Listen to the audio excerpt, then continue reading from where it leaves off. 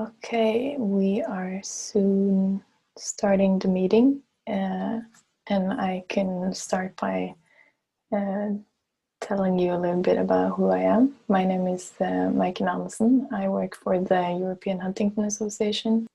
Today we're going to have a little conversation with a woman named Carla. She works in Spain with a project called Domino HD, and she's going to study apathy in people with Huntington's disease.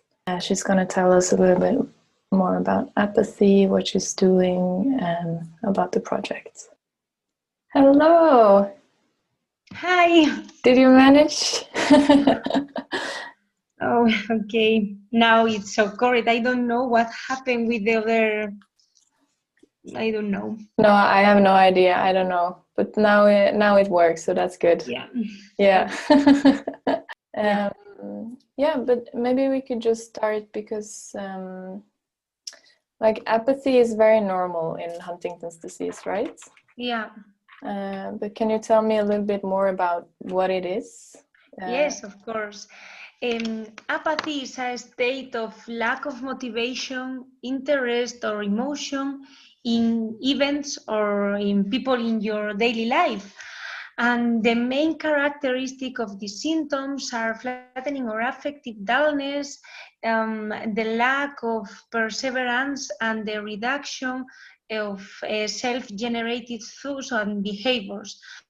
And people who suffer from apathy show certain characteristics such as physical muscular wear and tear, as well as the lack of energy to carry out any activity.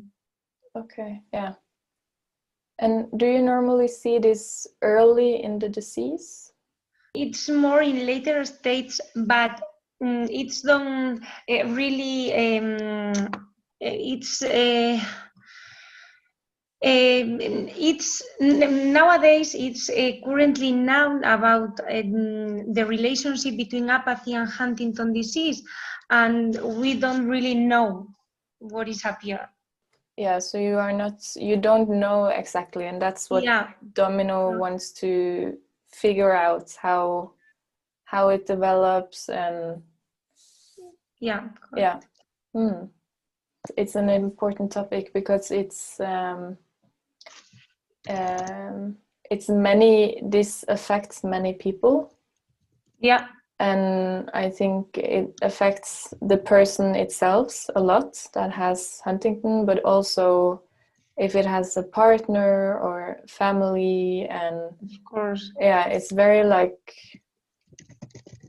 and it's that 90% it is a lot of people, and it is a very influencing family, and this is a very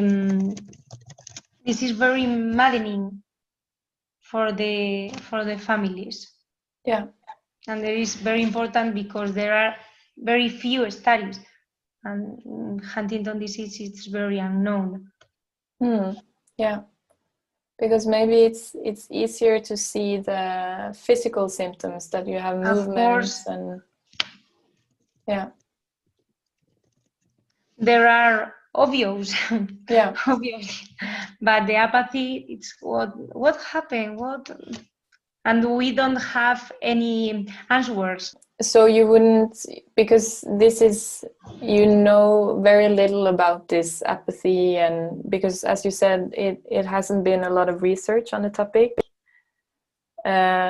So do you think right now that there is, you don't have any tips on what people can do to have a better life, if you know what I mean? Or yeah, today we have physical exercise or physical activity, have a good diet, but we don't have a real answer to about they can do. But in the future, hopefully. Yeah. Yeah. I think maybe that's it. Okay. I will let you present a little bit more about the project. And yeah, thank you so much.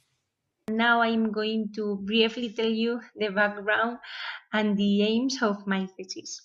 I'm going to start with the background, saying that the estimated prevalence on apathy in HD is approximately 90% of individuals. Apathy is particularly debilitating because it's associated with a reduction in goal-directed behaviors, including self-care, social interactions, and mobility. In Domino HD project aimed to study the impact of environmental factors on HD progression, but the impact of apathy on physical activity, eating behavior, and sleep is relatively unknown. A better understanding of the associations among apathy and other clinical features in HD may provide insights into therapeutics and rehabilitation strategies to target apathy, which is especially important given the lack of treatment for apathy. It's also important to know how energy expenditure is distributed in people with HD, since it's currently unknown. Okay, now I'm going to tell you the objectives, which are three. The first one is to study the impact of apathy on physical activity and eating patterns.